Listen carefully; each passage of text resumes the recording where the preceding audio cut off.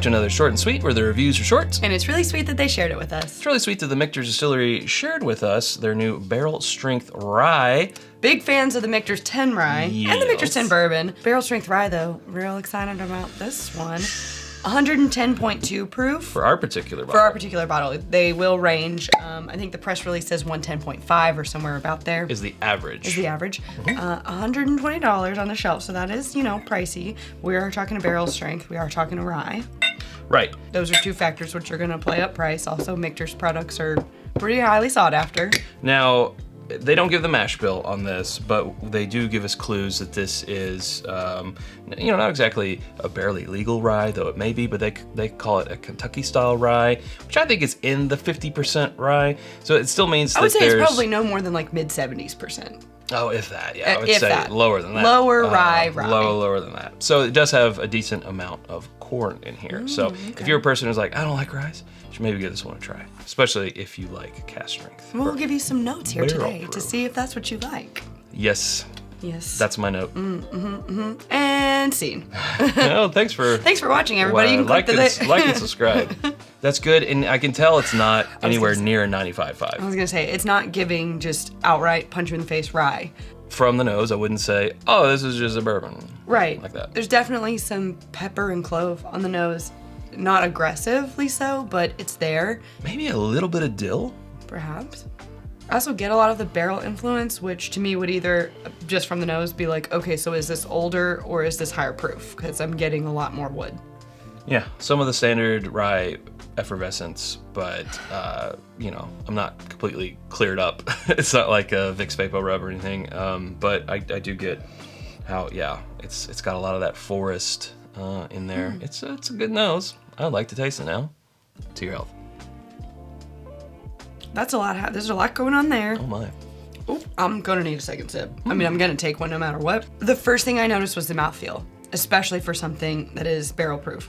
Michter's has their own unique, barrel entry thing going on, and you can look into that more. We won't do that, in this video, but they have their own unique way of how they age products and how they proof them down and age the water with the product versus adding it after.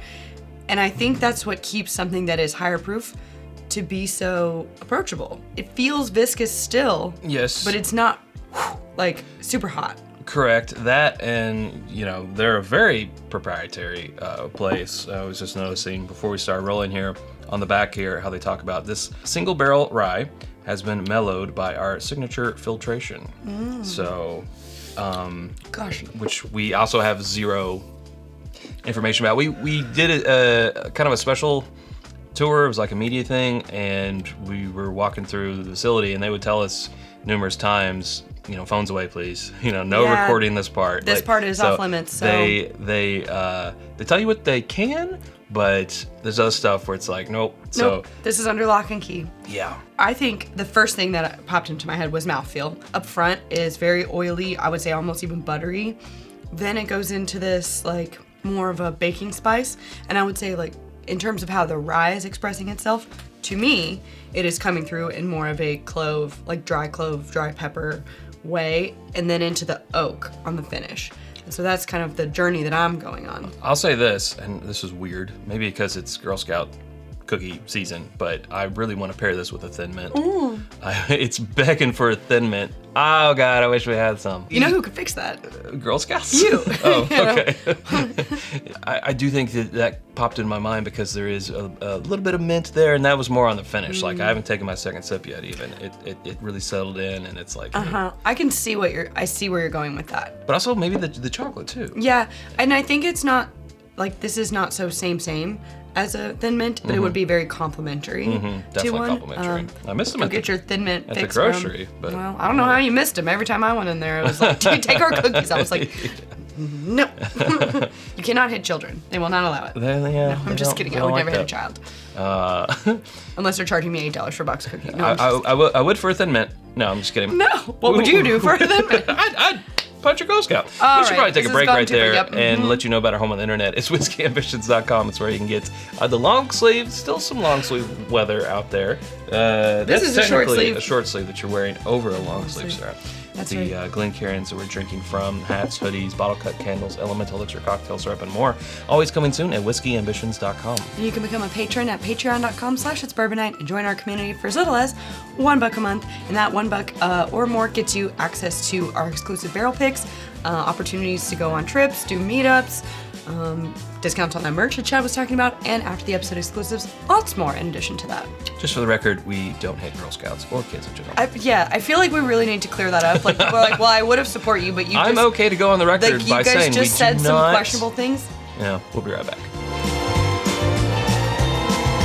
And we're back. Ooh, that is a nose. Tis. It's more desserty now, as it sort of opened up in the glass, I feel. Oh, I just went right back in for the kill. I'm now getting thoughts of... Sugar plums dancing in your... No, wrong season. But your bourbon bread pudding, the sauce that goes over it. Oh, okay, yeah.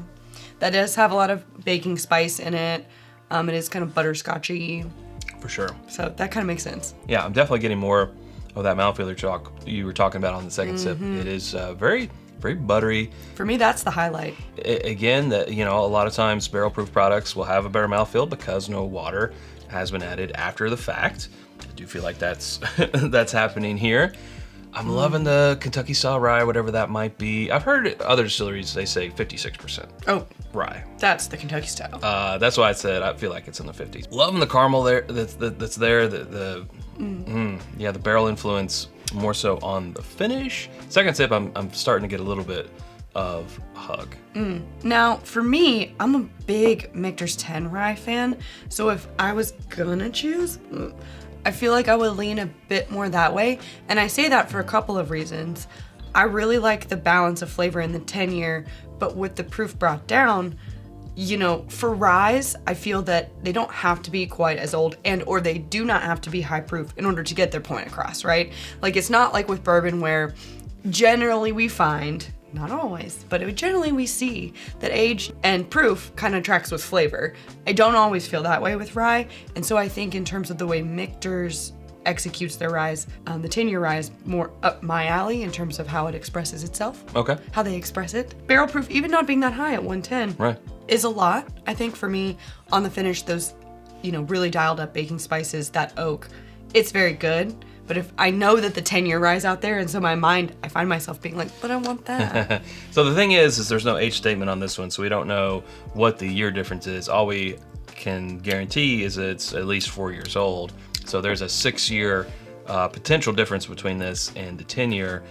This being a single barrel, it's gonna definitely just be a age and not a combination of ages is what I'm trying to I see where you're trying to say. What I'm trying to get at. But I also feel like as we're in spring and the You read my mind. Yeah, You read my mind. The temp, feeling that more in the I can't remember the exact proof, but the 90s range of the 10-year product. But man, I enjoy this. Yeah, I kind of thought the point you were gonna get at there, which was where my mind was going, is now that it's spring and it's warming up a little bit, my hunger, my craving for whiskey is changing, like in terms of what I'm looking for. And with the heavy baking spice and the oak and the proof on this one, it's so warm and cozy. I really feel like if I were to revisit this in, say, October, this would be hitting all the right notes for me. But as it being April, I don't know, I find myself wanting something that's a little bit more seasonal. Yeah. Obviously, this product is delicious all year round. Maybe that's why I'm craving the 10-year, the Michter's 10-year rye a little bit more, because it's that lower proof with the warmer weather. I don't know. It's interesting because you have a lower oak threshold, and here you are craving a more oaky product because of the but it's lower 10-year. proof. But it is lower proof, so so it works. It's a It trade-off. works, who's to say? And it works. Either way, both are great products. I would encourage you, if you are delving into the rye space in general, to give both of them a try. Absolutely. All right, folks, that's where we better leave it. If you haven't subscribed to us already, do so by clicking right up here. There are suggestions of other videos down here. Hope to see you over there in one of those. Thanks, Sarah. Thanks, Chad. Thank you, Michters. Until next time, drink more rye.